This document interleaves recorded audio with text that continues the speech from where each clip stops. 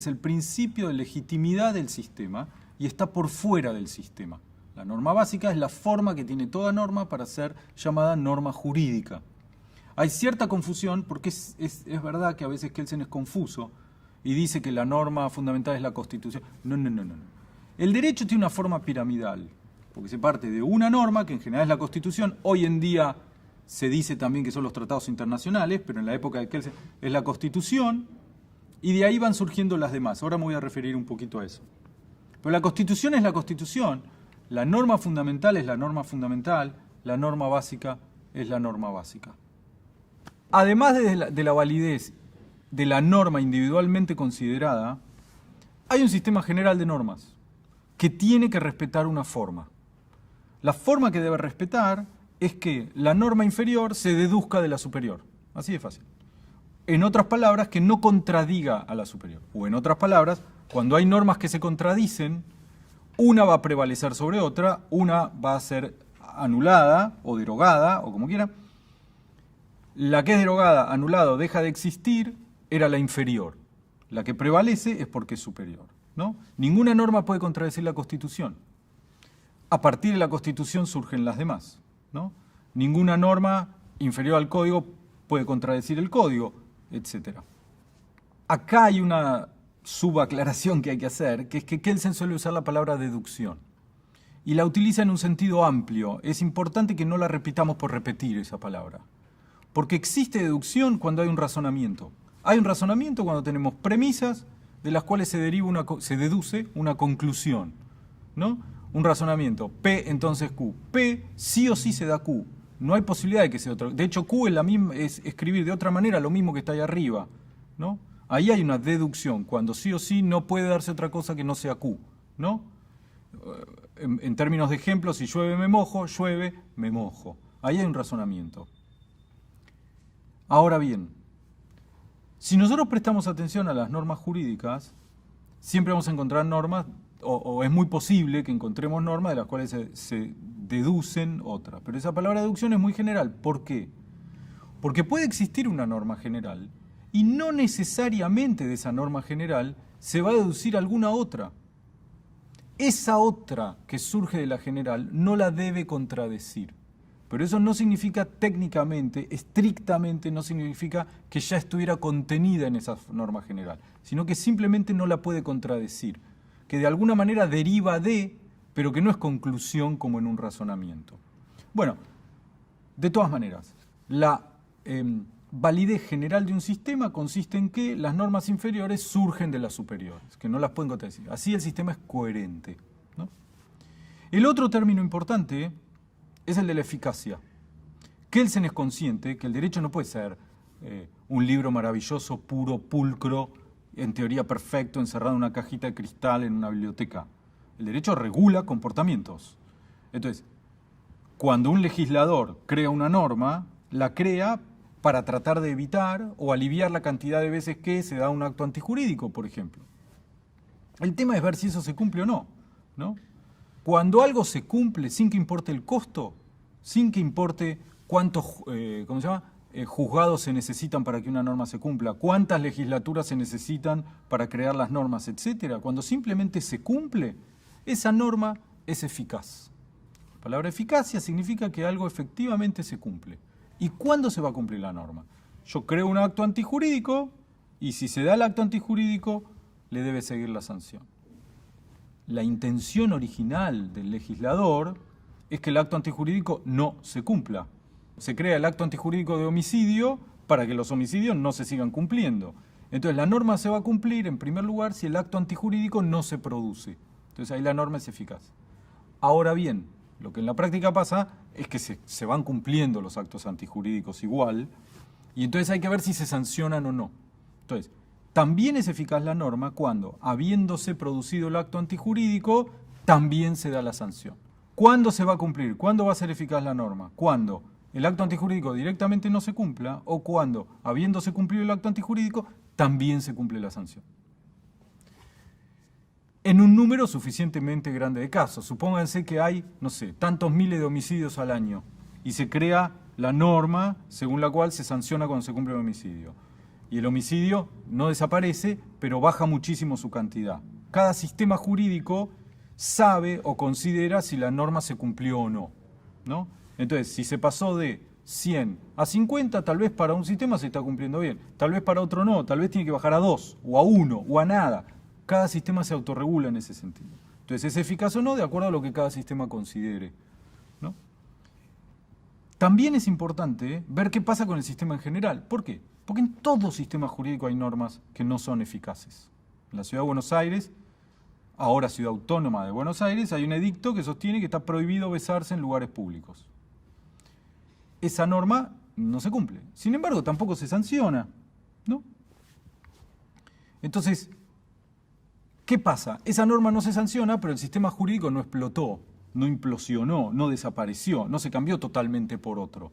Cada sistema aguanta un determinado grado de ineficacia. O si ustedes quieren, cada sistema tiene que tener un determinado mínimo, una determinada mínima cantidad de normas que se cumplen y que son eficaces para que el sistema en general se considere eficaz. Lo mismo con la validez, ¿no? Cuando la cantidad de normas inferiores que contradicen a la superior, que siempre las hay, cuando la cantidad de normas inferiores que contradicen a la superior, es baja, es poca y el sistema lo aguanta, entonces el sistema se sigue considerando válido, ¿no? Nunca es perfectamente válido, nunca es perfectamente eficaz.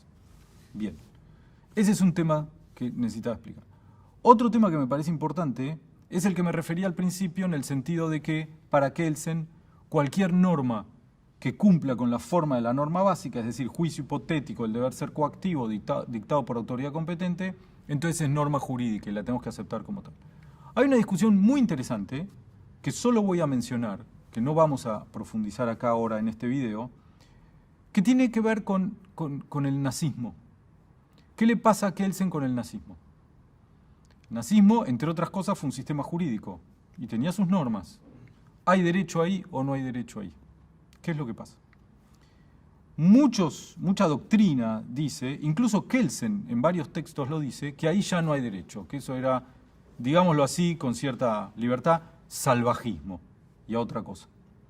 Pero hay una parte de la biblioteca que dice, Kelsen es el primero en decir que no le importan las cuestiones éticas cuando es jurista. Kelsen es el primero en decir, no me voy a meter con los contenidos. Entonces ahí hay derecho igual, ¿no? ¿Qué sé yo?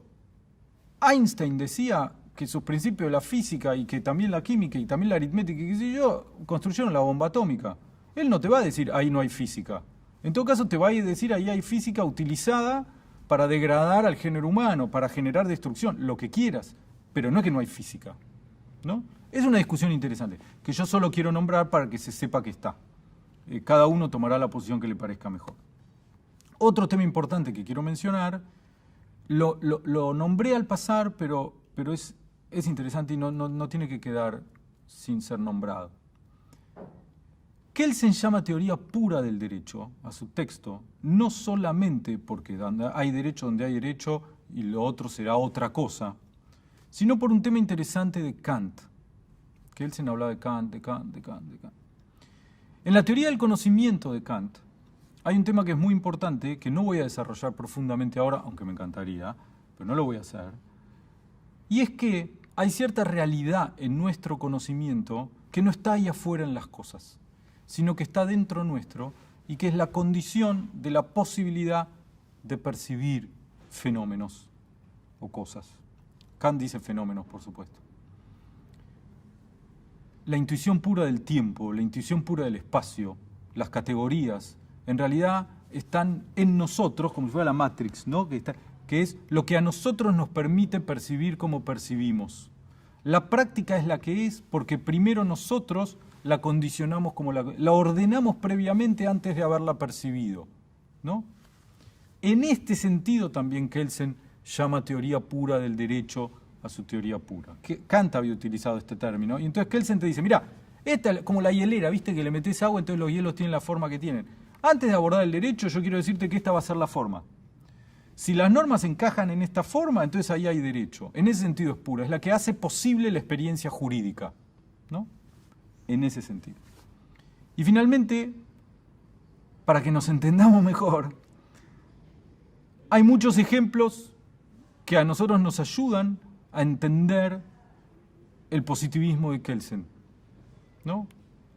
A ustedes como estudiantes de Derecho les debe pasar ahora, pero les va a pasar ni que hablar en la práctica jurídica, que van a encontrar ejemplos de este tipo, ¿no? Yo conozco una persona que dirige una organización, una empresa. Esa persona tuvo una sola vez en su vida, o en la vida de la empresa, mejor dicho, un juicio laboral. Cuando tuvo ese juicio laboral, era una persona que había trabajado hace 32 años en la empresa, fue la primera persona que él contrató, según él, lo había tratado como un rey toda la vida, le había dicho que sí a todo lo que le había pedido, era imposible que esa persona se le tirara en contra alguna vez.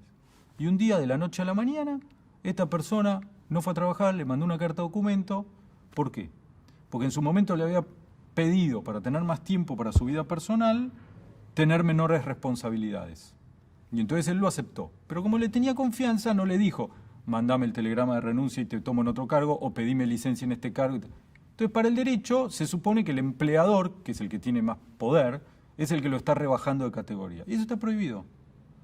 Entonces, esta persona, que nunca firmó una licencia, ni una renuncia, ni nada, le empezó a hacer un juicio. Entonces, este tipo, cuando le decía a la corte de cuentos, lo primero que hace es llamar al abogado y le dice, este hijo de su madre, que yo en la vida... Y lo tuvo ahí minutos y minutos y minutos y minutos y minutos. Y después, cuando me lo contaba a mí, decía, yo me imaginaba al abogado que miraba el tubo así y diría, ¿cuándo termina este tipo de...? Cuando termina de hablar, y se descargó durante mucho tiempo, el abogado lo único que le preguntó fue, ¿te mandó el telegrama o no te mandó el telegrama? Y no me mandó el telegrama, no te estoy diciendo que no me... ¿Te mandó el telegrama? No, bueno, tiene razón. Eso es ser positivista. El mundo jurídico es el mundo jurídico. Todo lo demás existe o no existe, sí, existe, pero no importa. Lo que importaba era si había mandado el telegrama o no. Es más, le dice el abogado, vos me decís todo esto, pero si yo fuera el abogado de esa persona, quizás la otra persona me diría, estoy juntando bronca hace 15 años porque este maldito... Bla, bla, bla, bla. ¿Y quién tiene razón? Desde el punto de vista ético. ¿Qué sé yo quién tiene razón? Pero desde el punto de vista jurídico, que es lo que a mí como abogado tuyo me importa, te quiero decir que tiene razón, porque nunca te mandó el telegrama en cuestión. Eso es ser positivista. Donde hay derecho, hay derecho. Todo lo demás es harina de otro costal.